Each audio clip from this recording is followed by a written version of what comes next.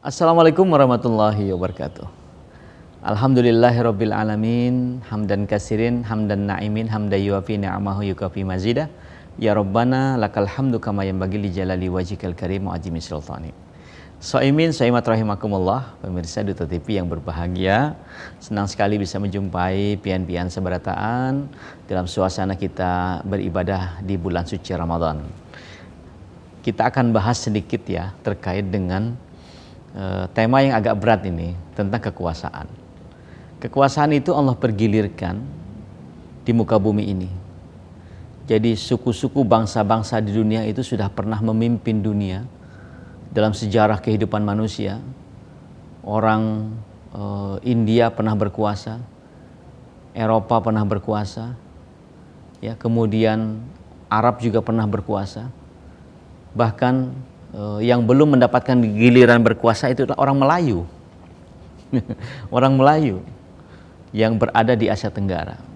Tetapi kita pernah mendengarkan kejayaan Sriwijaya, era Hindu, kemudian Majapahit, era Hindu, era Islam setelah itu, Mataram Hindu, Mataram Islam dalam sejarah kehidupan berbangsa dan bernegara kita. Maka kekuasaan itu Allah pergilirkan sehingga dalam wirid yang sering kita baca habis maghrib atau habis subuh di masjid-masjid sering kita dengar, Qulillahumma malikal mulki tu'til mulka man tasya wa tanzi'ul mulka mimman tasya wa tuzillu man tasya wa tuzillu man tasya biyadikal khair innaka ala kulli syai'in qadir. Itu adalah informasi-informasi Al-Quran terkait dengan bagaimana Allah memberikan kekuasaan kepada yang Dia kehendaki. Allah mengambil kekuasaan dari orang yang Dia kehendaki. Sehingga dipergilirkannya siang dan malam, dipergilirkannya kadang di atas, kadang di bawah, suatu etnis, suku bangsa, suatu negara, itu adalah sesuatu yang berputar. Tetapi yang paling penting adalah pesan Nabi SAW, berputarlah kalian bersama Islam. Kemana saja Islam itu berputar. Ya. Faduru ma'al islami haitsu daro. Al-islamu dairah. Islam itu terus berkembang, berputar. Kadang di atas, kadang di bawah, kadang di tengah. Tetapi pedomannya adalah faduru ma'al islami haitsu daro. Faduru ma'al Quran, ya, dalam kehidupan kita sehari-hari. Jadi memang Allah pergilirkan manusia itu kadang memimpin, kadang dipimpin, kadang menjadi kadang di depan, kadang di belakang. Itulah siklus kehidupan manusia. Sehingga kekuasaan itu menjadi penting, jamaah rahimakumullah. Bagaimana mungkin kemarin siapapun yang menang ya kontestasi kemarin, siapapun yang terpilih jadi anggota DPR, siapapun yang terpilih menjadi anggota DPD RI, DPRD provinsi, kabupaten kota, dan bahkan siapapun yang terpilih menjadi presiden, itu adalah bagian dari skenario Allah Subhanahu wa Ta'ala. Yang paling penting adalah kita doakan mereka, karena salah satu kewajiban kita yang sering terabaikan adalah kita sering lupa mendoakan para pemimpin-pemimpin kita. Pemimpin-pemimpin yang taat, apalagi pemimpin-pemimpin yang sesuai dengan tuntunan Al-Quran dan Sunnah juga ada, ya. Termasuk juga pemimpin-pemimpin yang zalim juga ada. Oleh karenanya kita doakan mereka.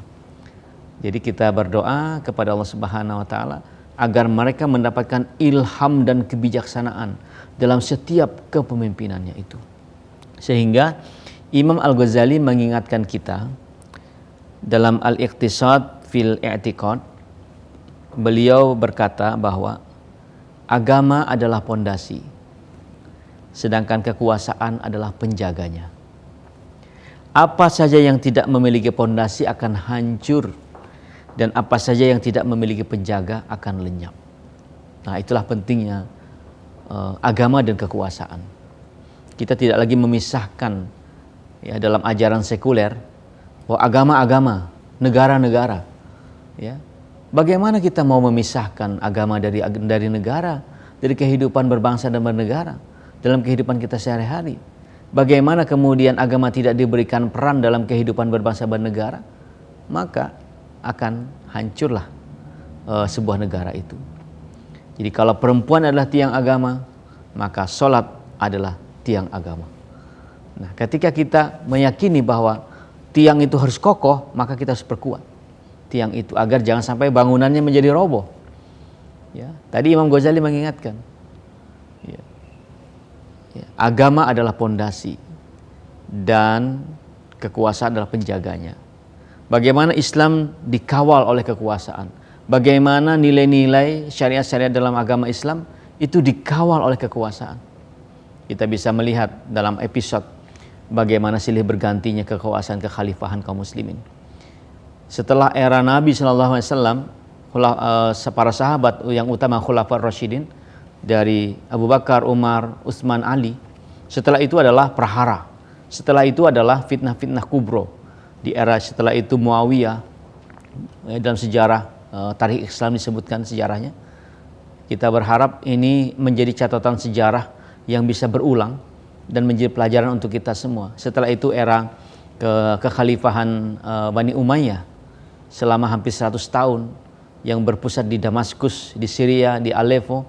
Kemudian berpindah lagi kekuasaan kaum muslimin itu di era kekuasaan Khalifah Abbasiyah, yaitu di Irak ya, dan sekitarnya.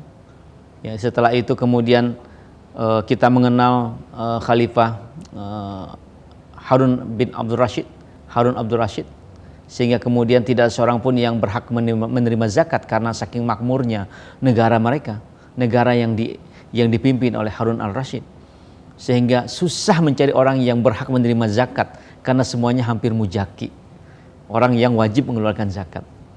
Nah, oleh karena itu bagaimana zakat berperan untuk sebagai sumber pembiayaan negara, sumber pendapatan bagi daerah misalnya, itu juga penting untuk kemudian dikawal sama-sama.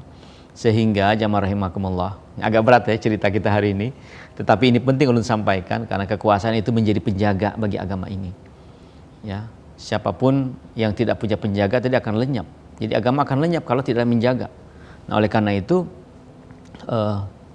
setelah era Abbasiyah kurang lebih 600 tahun, kemudian berpindah ke Andalusia, Umayyah jilid 2, kurang lebih 700-800 tahun mereka berkuasa, sehingga hampir semua Eropa kemudian menjadi di bawah naungan kaum muslimin.